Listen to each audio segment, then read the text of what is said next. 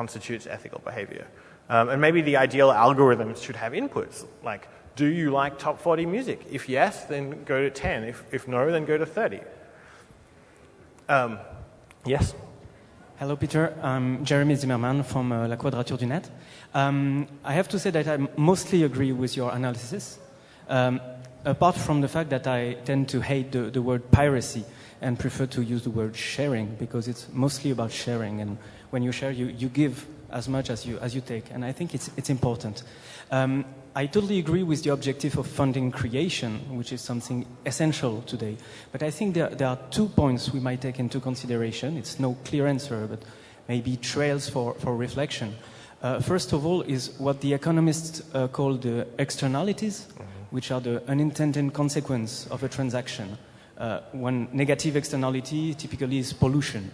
So there are positive externalities, which are when you love somebody, when somebody is loved, then money will flow in some way. And I think this perfectly suits the change of paradigm that is not admitted by the publishers who write the laws right now. They want to preserve their old model that is based on scarcity. And with sharing and digital technologies and internet, we're moving to an era of an economics of abundance. And in this economics of abundance, the real value lies in attention. What you like, what you look for, is something that has value. So I think we shall look in this direction. And the other very shorter lead is that we have already mutualized schemes for funding creation that doesn't rely on everyone making choices. I think of the digital private copy, fair use copy, Levi, that is of course not perfect, and which ratios are opaque and etc. We shall review them. But we already have such means of funding collectively creation that we might think about. So Jeremy made a whole lot of important points all at once, which I agree with, I think all of them. So I'm just going to try and talk through all of them.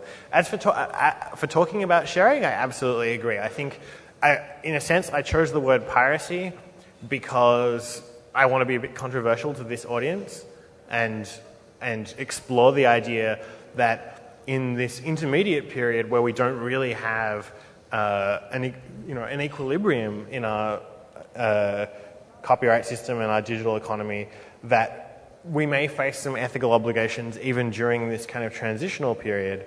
And I also want to use the word piracy because I think insofar as it's been besmirched, we should be clear that we can reclaim it and that it has positive consequences. And I want to keep showing you this picture of Johnny Depp, but it's buried somewhere in my talk. Here we go.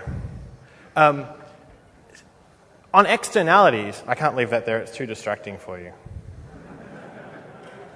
On externalities, I absolutely agree. And the negative externality that I talked about, that way that Alice's copying hurts other listeners, is a negative externality, and it's in the algorithm. There are also positive externalities to sharing, absolutely. If I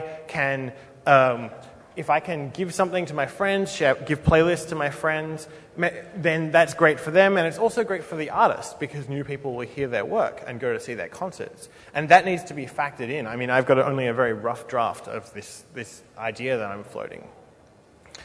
And then on the last point about alternative solutions, alternative policy solutions, I completely agree with you. So my PhD was on private copying levies as an alternative to copyright.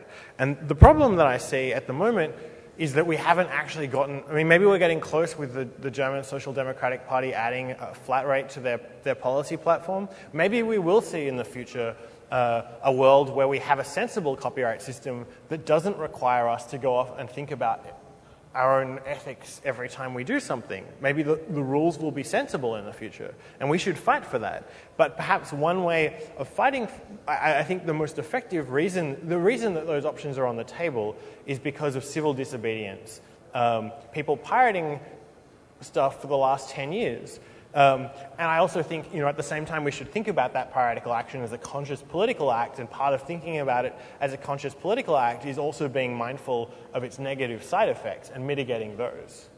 So yeah, I agree with all of those points. Yeah, next. It seems to me that you're making the classic mistake that all economists make, which is to assume perfect information that is available at no cost, so that we all know how good something is. Well, actually, I can afford 99 cents for an iTunes song or €5 for a cheap movie or whatever. But what really sucks is if you buy the movie for €5 and then after 2 minutes it turns out it's a turd, and you don't get your money for the other 86 minutes back. So what I seem to be reading in your proposal is that we should actually not pay for buying something and then play it however often you want, but we should pay to play. So you should play a song more often, or you watch the whole movie, you pay more. If you don't watch or don't listen, you pay less.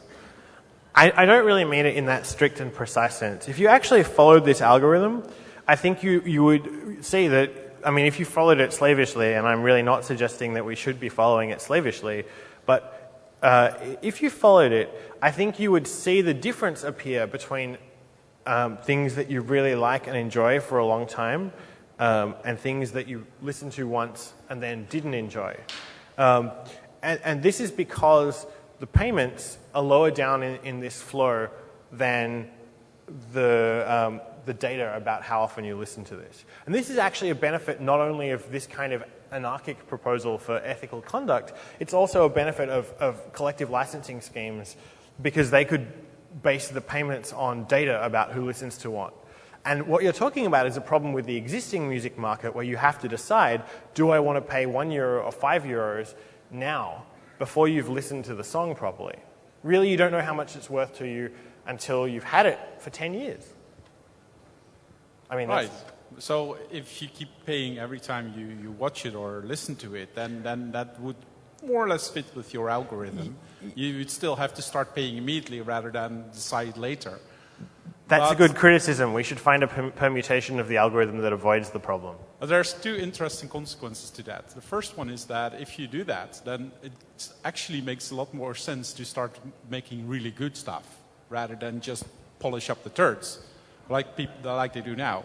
But the second is that we really need some kind of DRM or some other invasive technology to do all the accounting and everything. And then the whole issue with abandoned works, something that is out of print, that the DRM servers are turned off or that they won't print anymore, that I can't get anymore because Okay, two things really quickly, and then we'll move on to the next questioner. Right. So I agree with you about the first point. I have a beautiful data set that you should come and look at after the talk, showing which artists would get more money and which less under the world you're talking about. And secondly, I want to be clear that I was not suggesting any kind of DRM. If you want to collect this data and then act on it, it should just be something that you do in private on your computer and no one else ever sees the data. I'm not suggesting that we should have any technology that gives this data to anybody else or centralizes it. Next. Hello, Peter. You talked a bit about the Blockbuster business model, where you have 10 artists and 9 of them are going to die horribly. So, of course, they end up almost always completely bankrupt and they end up owing the millions of dollars to the record label. Then the one band that gets successful breaks even.